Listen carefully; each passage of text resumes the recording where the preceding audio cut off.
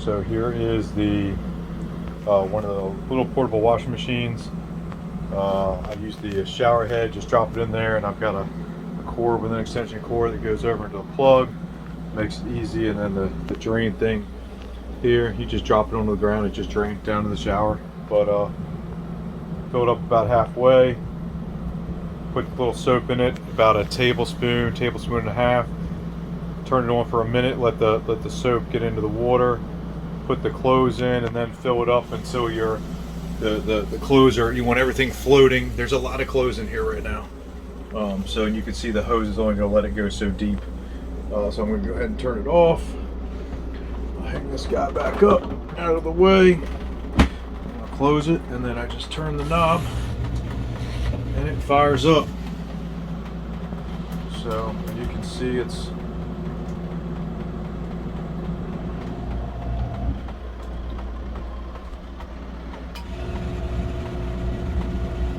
got sprayer jets in there, and it's spraying and spinning. So this will go for about 15 minutes, and then I'll show you the rinse. Figured I would give you a side view here too. You can see all the clothes spinning around in there. It'll go back and forth, left and right. The jets down at the bottom are squirting the water up into the middle. Alright, so it's been 15 minutes or whatever, when the things turn the whole way. It says 15.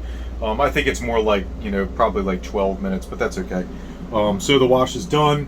You can see it's full of water, so the first thing we're going to do is drain it out. So to drain it out, all we're going to do is unhook this guy and lay him down on the ground, and voila, you can see how dirty that water's coming out of there. So I mean, it clearly gets the dirt off the clothes, and that's good. That's what we're looking for here. So alright, so the water's pretty much drained out. You can see it's still kind of trickling out a little bit. So what I like to do is I like to pick everything up out of here and kind of let it drip and get the bulk of the water down in so that it drains out the rest of the way before I go into the rinse. Alright, so I let it do that, and you can see there's really no water coming back out of the hose. So the first thing you want to do is hook the hose back up. It's been a couple times I forget to do that. I start to fill it, it just comes right out. You can see there's a lot of clothes in here. If you kind of see through the side, it's a decent amount of clothes. This thing is probably, I want to say about 6 gallons. It's a little bit bigger around than a 5-gallon bucket, but it's about the height of a 5-gallon bucket. So somewhere around 5 or 6 gallons is what it'll hold. You can see it's about half full. There's a lot of stuff in here. Shorts, t-shirts, underwear, and whatnot. So we're just going to grab the shower head down, and we're going to lay it in there again, just like that. And I'm going to turn on the water, and I'll close the lid just in case it decides to spray up, and we're going to let it go ahead and fill up again. Alright, so we're filled back up here, so I'm going to go ahead and turn it off. You can see we're all filled back up, clothes are floating. So this time I'm just going to set it to probably about the 6. Alright, so we're going to set it to 6, and it'll just come back on, and it'll start the rinse. Get all the rest of the soap out and everything of the clothes and rinse them off. If the water's hard, you may have to rinse it a little, 2 times or something like that if the soap's not coming off. One of the reasons I bought this particular model mainly was because it was available for Amazon Prime. I did not have to pay any additional shipping. It was $175 Amazon Prime, and I did not get the dryer option or the spin cycle option.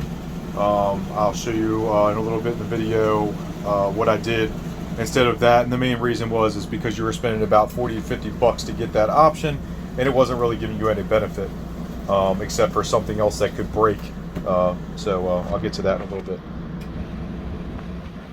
Alright, so this just finished. There is no buzz or anything. It just makes a click noise. If you're not standing next to it, you would never hear it. But the second cycle's done, so again, I'm just going to drop the hose down. You can see that the water is much cleaner this time coming out because, of course, everything's now clean. So it's just clean water. Alright, so I moved outside. You do this inside, but it's a little easier to stand outside to dump it and everything like that. Got a little more room. For a spinner, salad mixer, TJ Maxx, you know, 15 bucks. You can potentially find them a little less, but so we're just going to take the lid off, and again, it's just our little spinner like that. All right, so I just put you know, like 2-3 items at a time depending on the size. So you got a pair of shorts, and I got a pair of boxers here, and so let's see if this works. So put the lid on, and we just spin it, and then it's got a hole over here already, and we just pour out the water.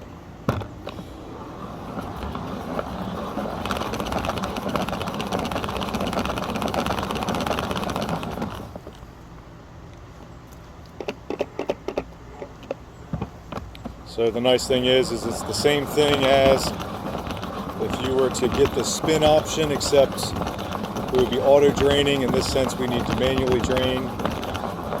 It's not that big of a deal, but again, if the spinner breaks or something, you're not replacing a whole unit. So I think I got that on there. So once you've spun it a few times, I've got my rack sitting over here in the sun. I also have a setup in the shower that looks like this. So I got a couple bars at Walmart. They were $5 each. I got a pack of these rings. There were 15 of them on Amazon.